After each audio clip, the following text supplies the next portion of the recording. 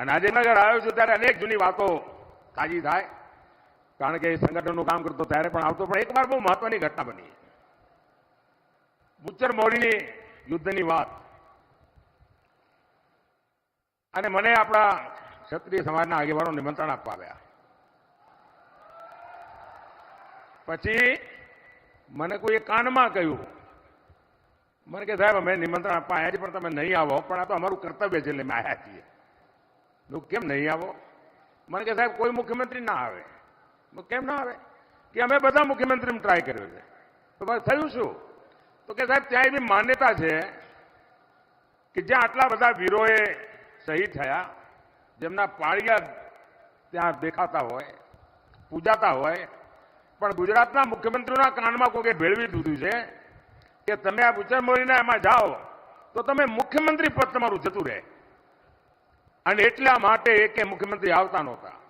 મેં કહ્યું કે મારા ક્ષત્રિય સમાજના આ બલિદાન સામે આ મારા મુખ્યમંત્રી પદની કોઈ કિંમત નથી. હું આવીશ, અને હું આવ્યો અને ખૂબ ઠાણથી એ કાર્યક્રમને મેં વધાવ્યો પણ ખરો અને એને વધાર્યો પણ ખરો.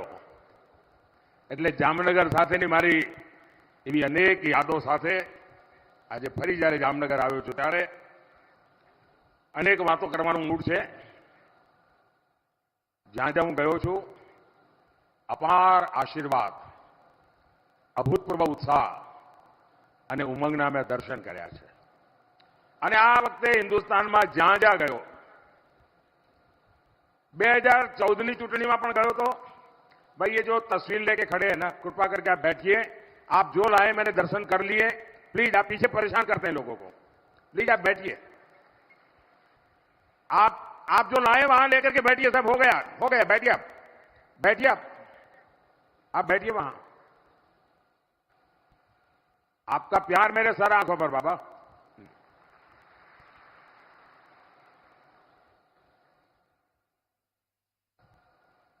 અને ગુજરાત હોય કે તમિલનાડુ હોય કે કાશ્મીર કન્યાકુમારી હોય કે આસામ હોય, જ્યાં જ્યાં ગયો મેં આવો ઉત્સાહ, આવો ઉમંગ અને આટલો બધો વિશ્વાસ અને કમિટમેન્ટ ન 2014માં જોયું છે, ન 2019માં જોયું છે, જે હું 2024માં જોઈ રહ્યો છું.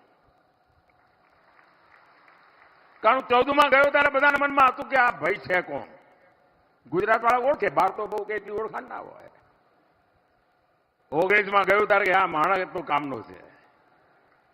અને 24માં હું જોઉં છું કે ભાઈ હવે તો આપણા દેશનો દુનિયામાં ડંકો વગાડવાનો છે. મોદી સાહેબ આગળ વધો. અને જ્યાં જઈએ ત્યાં એક જ સ્વર, फिर एक बार. साथियों, गुजरात ने वर्तमान में देश के लिए जितना योगदान दिया है, उतना ही योगदान अतीत में भी दिया है. जामनगर के महाराजा दिग्विजय सिंह जी ने द्वितीय विश्व युद्ध के समय पोलैंड के नागरिकों को यहां जामनगर में शरण दी थी. और आज भी पोलैंड की पार्लियामेंट का सत्र जब शुरू होता है तो सबसे पहले जामनगर का स्मरण होता है, दिग्विजय जी महाराज साहब का स्मरण होता है, बाद में पार्लियामेंट शुरू होती है. और उन्होंने जो बीज बोए उसके कारण आज भी पोलैंड के साथ हमारा रिश्ता बहुत मजबूत हुआ है.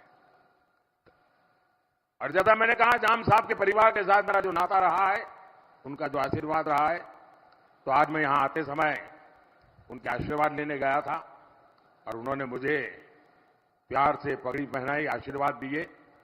और जब जाम साहब विजयी भव कहते हैं तो फिर वो विजय निश्चित हो जाता है. हमारे देश के राजा महाराजाओं ने अखंड भारत बनाने के लिए अपना पीढ़ियों का राजपाट दे दिया था. उनके योगदान को ये देश कभी भूल नहीं सकता है. लेकिन आजादी के 75 साल के बाद भी इतिहास की इस महत्वपूर्ण घटना को नकार दिया गया. आज भी शाहजादे जो भाषा बोलते हैं वो ये देश स्वीकार नहीं कर सकता है।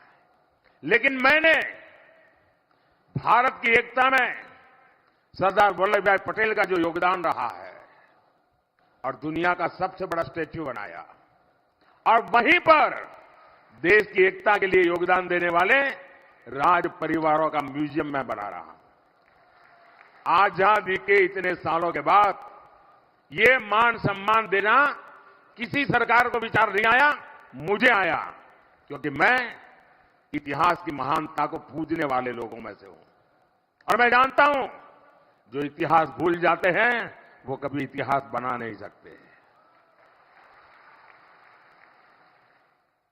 साथियों, कुप्रचार से शुरू हुई कांग्रेस की राजनीति आज कुंठाग्रस्त में गिर चुकी है।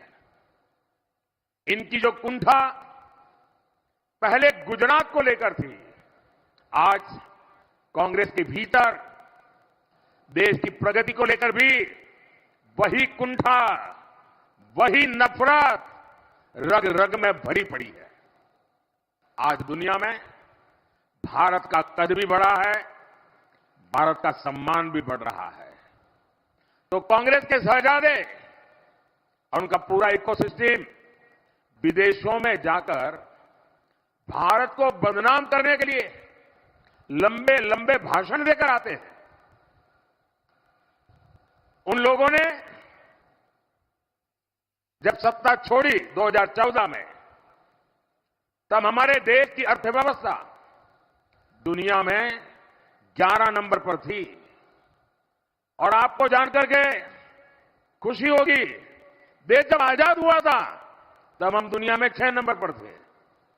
ये वहां से 11 पर ले गए और एक चाय वाला आया, वो तो बड़े बुद्धिमान लोग बैठे थे, लेकिन उसकी रगों में गुजराती खून है जी, और दुनिया में 11 नंबर की जो इकोनॉमी थी वो अब 5 नंबर पर पहुंच गई है। और मुझे आपका आशीर्वाद सत्ता सुख के लिए नहीं चाहिए, पद प्रतिष्ठा के लिए नहीं चाहिए।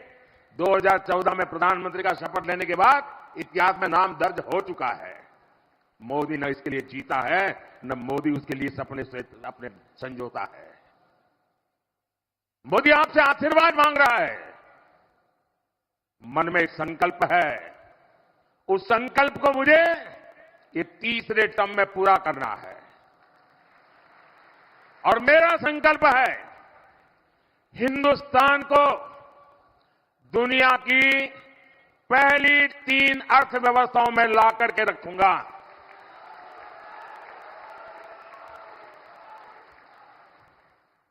और आप कल्पना कर सकते हैं, जब विश्व में तीसरे नंबर की अर्थव्यवस्था हिंदुस्तान बनता है तो दुनिया के लिए भारत का नजरिया कितना बदलेगा। भारत की आवश्यकताओं की पूर्ति, भारत की आकांक्षाओं की पूर्ति, भारत के नौजवानों के सपनों को साकार करने का सामर्थ्य हिंदुस्तान का अपना होगा। भारत आत्मनिर्भर होगा। हिंदुस्तान को दुनिया में कभी भी किसी के पास हाथ फैलाने की जरूरत नहीं पड़ेगी। ऐसा हिंदुस्तान बनाने के लिए मुझे आशीर्वाद चाहिए। साथियों, कांग्रेस के बड़े बड़े विद्वान देश की प्रगति को नीचा दिखाने के लिए कहते हैं कि तीसरे नंबर की इकोनॉमी बनने के लिए करने की क्या जरूरत है, सोते रहो भाई। जो लोग हर चीज का सॉल्यूशन खटाखट करके गरीबी दूर होगी कहते हैं, एक झटके में बोले गरीबी दूर होगी। जो खटाखट और कटाकट में ही जो फंसे पड़े हैं उनको समस्याओं से, चुनौतियों से कैसे टकराना, समस्याओं का कैसे समाधान कहना, चुनौतियों को कैसे परास्त करना, ये शायद कभी सोचा भी नहीं होगा। साथियों, नीति क्या होती है, निर्णय क्या होते हैं, और जब नीयत साफ होती है ना तो नतीजे भी तो शानदार होते हैं। साथियों, कांग्रेस का जहर इतना बढ़ चुका है, पता नहीं 4 जून आते आते ये विष कहां कहां फैल जाएगा। जब कांग्रेस का मैनिफेस्टो आया तब मैंने देश को चेताया था खास करके देश में जो विचारक वर्ग है उनको मैंने इशारा किया था कि कांग्रेस का मैनिफेस्टो देश के लिए खतरे की घंटी है। और मैंने साफ साफ कहा था कि मैं कांग्रेस के मैनिफेस्टो में मुस्लिम लीग की छाप देख रहा हूं। तो कुछ लोगों को शायद लगा होगा ये तो एक पॉलिटिकल स्टेटमेंट है, लेकिन जब उसकी बारीकियों में लोग जाने लगे तो देश बेचैन बनता गया। जो भाषा मुस्लिम लीग बोलती थी, देश के आजादी के पहले भारत का विभाजन की भाषा, जो नैरेटिव गढ़े गए थे, दुर्भाग्य से आज कांग्रेस का मैनिफेस्टो उन्हीं बातों को लेकर के आज देश के वासियों से वोट मांग रहे हैं। इंडिया अलायंस की रैलियों में इंडिया अलायंस के नेता मुस्लिम वोटर्स को वोट जिहाद करने की अपील कर रहे हैं, और वो भी कोई मदरसा से निकला हुआ बच्चा नहीं बोल रहा है। कांग्रेस के टॉप लीडरशिप में बैठने उठने वाले बहुत पढ़े लिखे परिवार के कांग्रेस के नेता वोट जिहाद की बात कर रहे हैं। और कांग्रेस का और वोट जिहाद का क्या रिश्ता कहलाता है, ये आपको कांग्रेस के इतिहास से पता चलेगा। आप याद करिए, जब देश में जिहाद के नाम पर आतंकी हमले होते थे, तब उन आतंकियों की वकालत में सबसे पहले कांग्रेस के लोग आते थे। कश्मीर में अलगाववादी जिहादियों की मेजबानी तब के प्रधानमंत्री करते थे, तस्वीरें मौजूद है। मुंबई में आतंकी हमला हुआ 26/11 को, उसमें कसाब और दूसरे आतंकियों को बचाने के लिए कांग्रेस के नेता आगे आए। मुंबई आतंकी हमले के जिहादियों को बचाने के लिए किताबें लिखी गई, कांग्रेस नेताओं ने उसे रिलीज किया। दिल्ली में बाटला हाउस एनकाउंटर में जिहादी आतंकवादी मारे गए तो कांग्रेस की मैडम, उनके आंखों में आंसू बह रहे थे, रुकते नहीं थे। ये कांग्रेस के नेता कह रहे हैं। अफजल गुरु को फांसी हुई, उसे माफी दिलाने के लिए इसी इकोसिस्टम के लोग सुप्रीम कोर्ट से लेकर राष्ट्रपति तक पहुंच गए थे। और अब ये लोग देश में वोट जिहाद करने का नारा लगा रहे हैं। साथियों, कांग्रेस पार्टी इस समय 2 रणनीतियों पर चुनाव लड़ रही है। पहला, जाति के नाम पर समाज को बांटना। दूसरा, तुष्टीकरण के जरिए अपनी वोट बैंक को एकजुट करना। इसलिए कांग्रेस पार्टी ने पहले दलित, आदिवासी और पिछड़ा वर्ग के आरक्षण को लेकर झूठी, 100% झूठी अफवाहें फैलाना, चारों तरफ चू चू करना शुरू कर दिया। इसे चुनाव का एजेंडा बनाने की कोशिश की। और अब कांग्रेस आरक्षण के खिलाफ अपने असली मकसद में जुट गई है। Congress party SC, ST, OBC का आरक्षण उनसे छीनकर, उसमें से हिस्सा लेकर एससी, एसटी, ओबीसी समुदाय को अन्याय करके धर्म के आधार पर आरक्षण के लिए संविधान परिवर्तित करना और मुसलमानों को आरक्षण देना, इसके लिए तैयारी कर रहे हैं। कर्नाटका में कांग्रेस ने क्या किया? रातों रात फतवा जारी किया,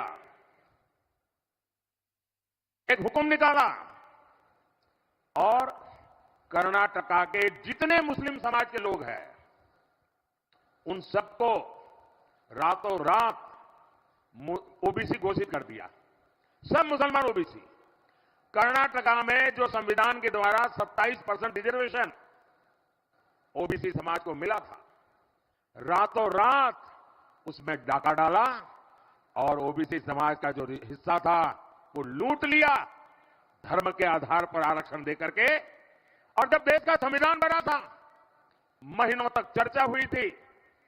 देश के उस जमाने के कांग्रेस के आजादी के आंदोलन के दिग्गज नेताओं ने संविधान बनाया, विचार विमर्श किया, और उसमें कोई आरएसएस बीजेपी वाला नहीं था।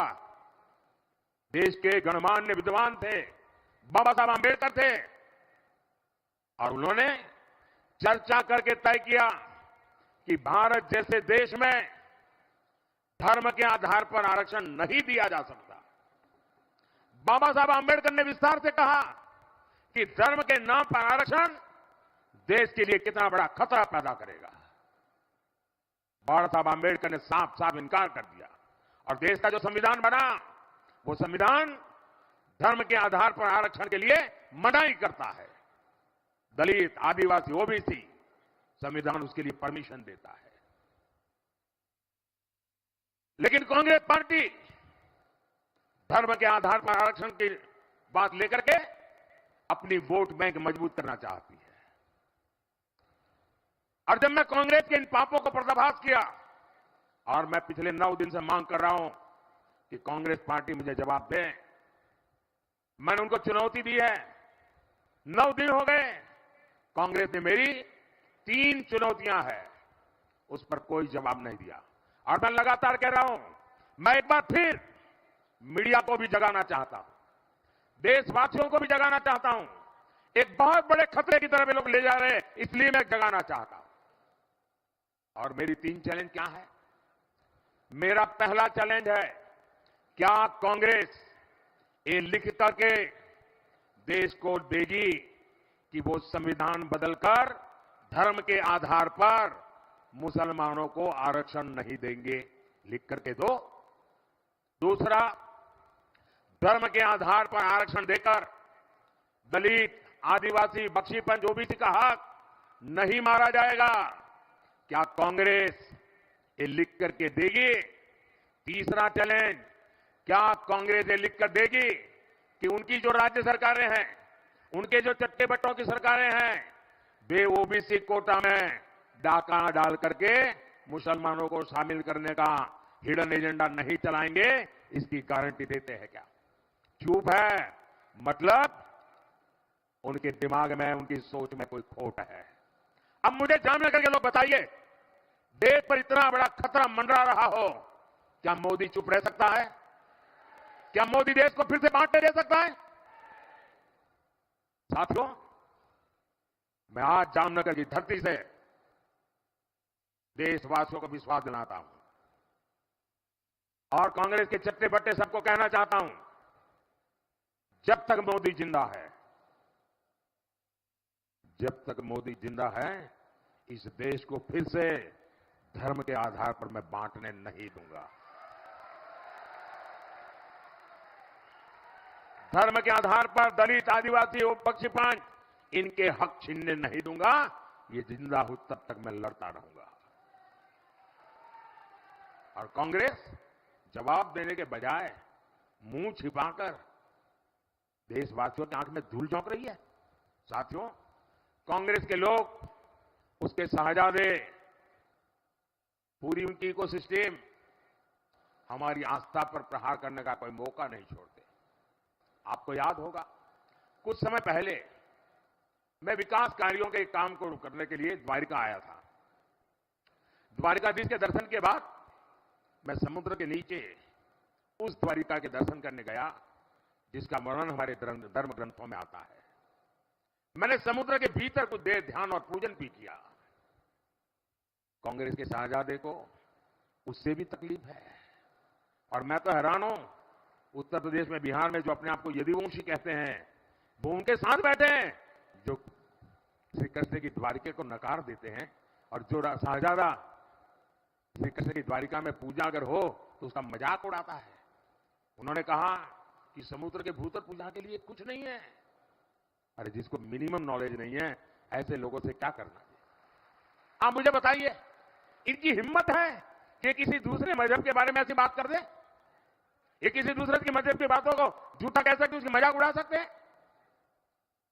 ये राम मंदिर का बहिष्कार करते हैं, द्वारका को झूठा बताते हैं, हिंदू धर्म की शक्ति ऐलान कर दिया, हिंदू धर्म में जो शक्ति की कल्पना है, मैं उस शक्ति का विनाश कर दूंगा। क्या इस देश में कोई शक्ति के विनाश की कल्पना कर सकता है क्या? हम शक्ति के उपासक हैं जी। ये कांग्रेस का चरित्र है। अभी तो उन्होंने कह दिया शिव और राम का भी झगड़ा करा दूंगा। उन्होंने ये भी कह दिया कि हम राम को पराजित करेंगे। क्या हो गया है कांग्रेस को? और इसलिए मैं कह रहा हूं कांग्रेस से बहुत सावधान रहने की जरूरत है। अब मुझे बताइए भाई, किसी के भी मन में किसी कारण से राजी नाराजी हो सकती है, लेकिन उसके लिए कांग्रेस को वोट देने की चर्चा कोई करे तो मैं जरा पूछना चाहता हूं कि भाई किसी को भारत में सरकार बनानी है तो उस पार्टी को कम से कम 272 सीट तो जीतनी पड़ती है कि नहीं जीतनी पड़ती?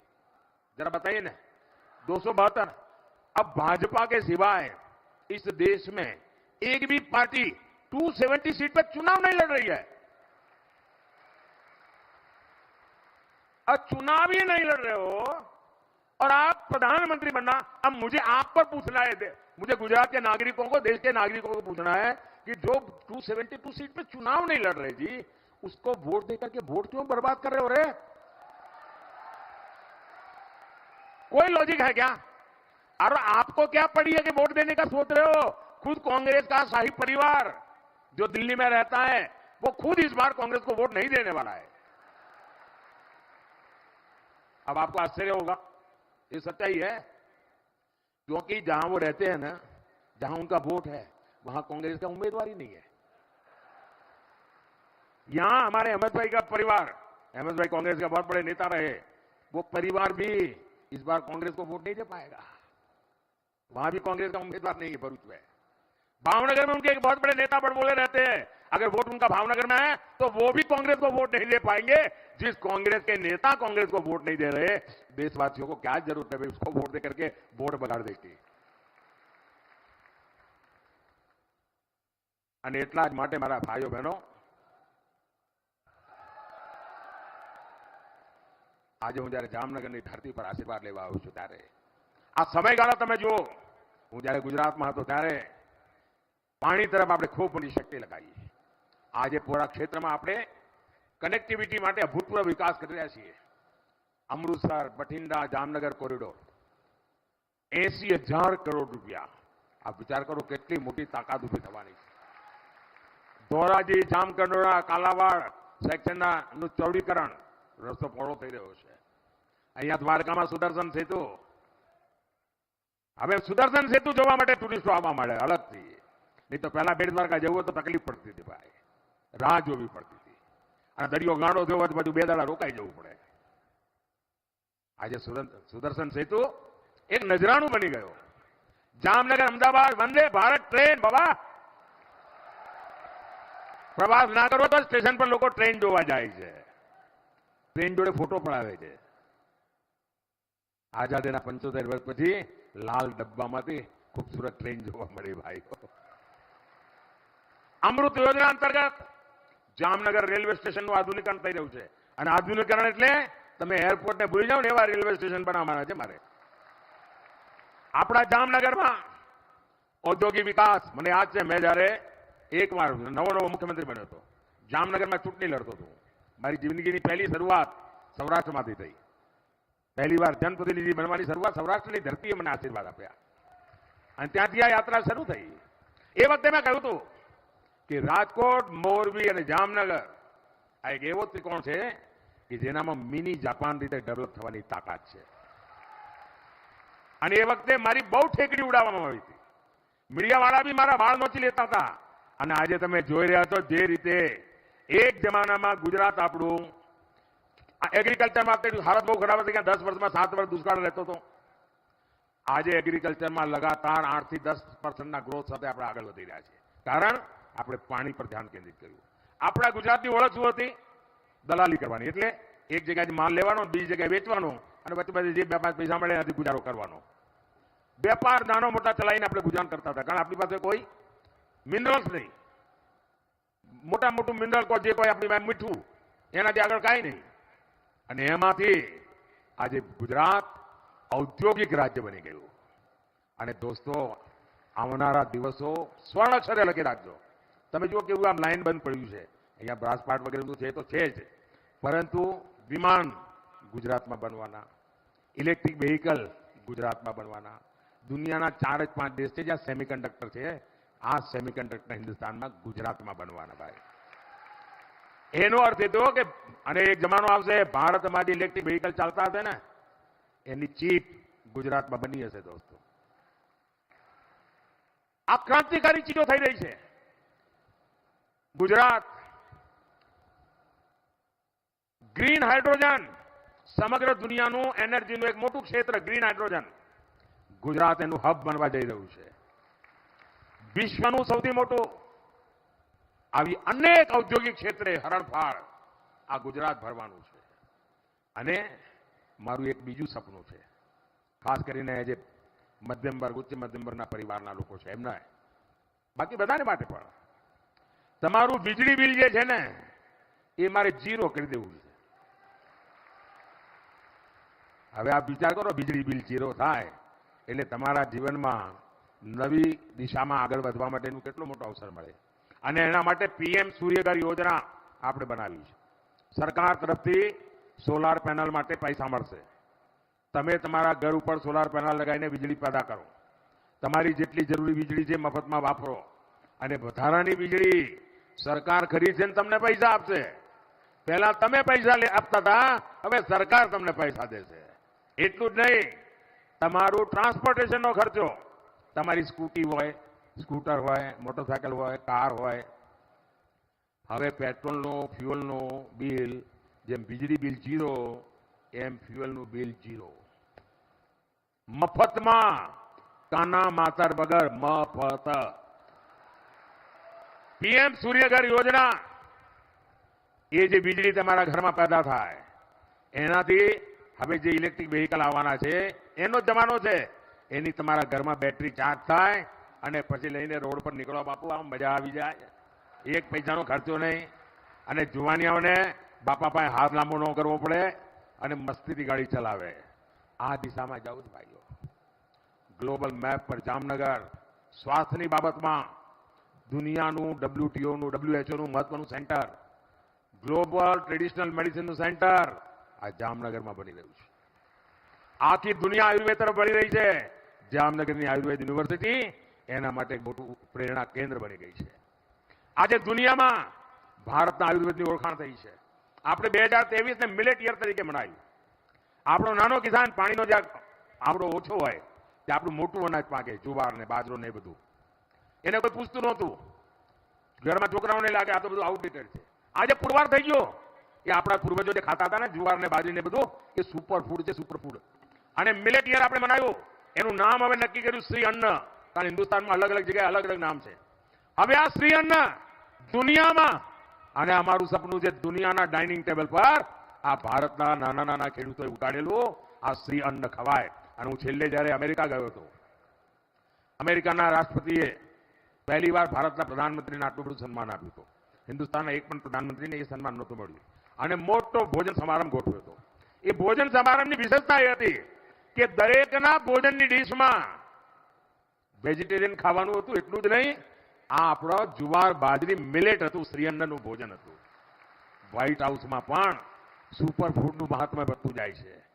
સાથીઓ, સૌની યોજના, એને તો જ્યારે મને યાદ છે મેં આ રાજકોટમાં પ્રેસ કોન્ફરન્સ કરીને સૌની યોજનાની જાહેરાત કરી હતી તો છાપાવાળા હેડલાઇન બનાવી હતી કે મોદીએ ચૂંટણીનું નવું ગતકું કાઢ્યું. કારણ ચૂંટણીના થોડા દાડા પહેલા જ કર્યું હતું. આજે ધમધમાટ પાણી પહોંચે છે કે નહીં, તળાવ ભરાય છે કે નહીં? ભાઈઓ બહેનો, કચ્છના ખાવડા સુધી પાણી પહોંચાડ્યું. સૌની યોજનાએ એક નવું જીવતદાન આપ્યું છે. જામનગર જિલ્લાના 400 થી વધારે ગામ, એમાં નળથી જળ મારી માતાઓ બહેનો પહેલા 1-2 કિલોમીટર માથે ગઢુલા લઈને જતી હતી. આ મોદીએ તમારા ગઢુલા ઉતારી દીધા અને નળથી જળ. અત્યારે બાટલામાં ગેસ આવે છે ને, હવે પાઇપલાઇનથી ગેસ આવશે. આ મોદીએ સાફ બધું ગોઠવેલું છે, નક્કી કરેલું છે. ડિફેન્સના બાબતમાં અહીંયા મોટો આપણો બેઝ છે. ડિફેન્સના ક્ષેત્રમાં આપણે આત્મનિર્ભર થઈ રહ્યા છે. અનેક ક્ષેત્રોમાં આગળ વધી રહ્યા છે. મારું કહેવાનું તાત્પર્ય એ છે ભાઈઓ કે ખૂબ મોટી સંખ્યામાં જ્યારે આગળ વધી રહ્યા છે ત્યારે મારી તમારી પાસે અપેક્ષા છે. તમારા આશીર્વાદ મારી જોડે છે. તમે 26 સીટો જીતાડવાના છો એ પણ મને ખબર છે. તમને પણ ખબર છે કે મોદી તો આપણા ઘરનું છોકરું છે, એની જોડે તો આપણે ઉભા જ રહેવું પડે. તમને ખબર છે. 7મી મે મારી અપેક્ષા છે.